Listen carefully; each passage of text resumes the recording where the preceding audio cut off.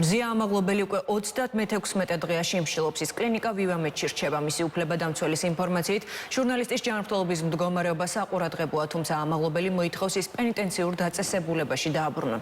ჯუბა ქათამაძე ამბობს იმასაც, რომ დაცვის მხარეს დღეს სასამართლოში საჩივარს შეიტანს. უფლებადამცველები ბათუმის საქალაქო სასამართლოს იმ გადაწყვეტილებას ასაჩივრებენ, რომლის მიხედვითაც მზია ამაღლობელი კვლავ პატიმრობაში იმყოფება.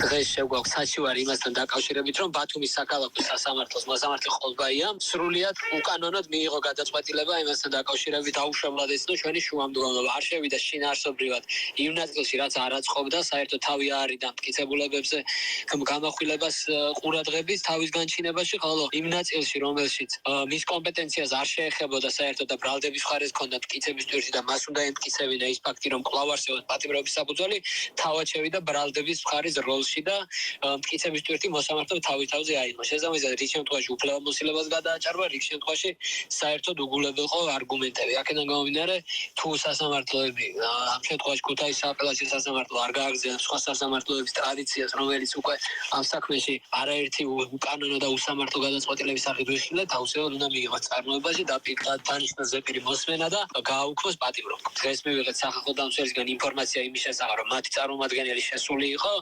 რაიმე განსაკუთრებული ჯანმრთელობის პრობლემა და ჩარევა, რაიმე საჭიროება არ მომხდარა, არ ყოფილა არც გაბატონ მზიას არ მიუთითებია ამაზე, როგორც ყოველთვის. მან სახალხო დამცველის წარმომადგენელს უთხრა, რომ მის ჯანმრთელობაზე აპელირება არ სურს და არავისგან რაიმე პრივილეგიებს არ ითხოვს, მხოლოდ და მხოლოდ ის მოითხოვა სახალხო დამცველისგან, რომ დროულად მოხდეს მისი გადაყვანა პენიტენციურ დაწესებულებაში. ვივამეთში ყოფნა აღარ სურს.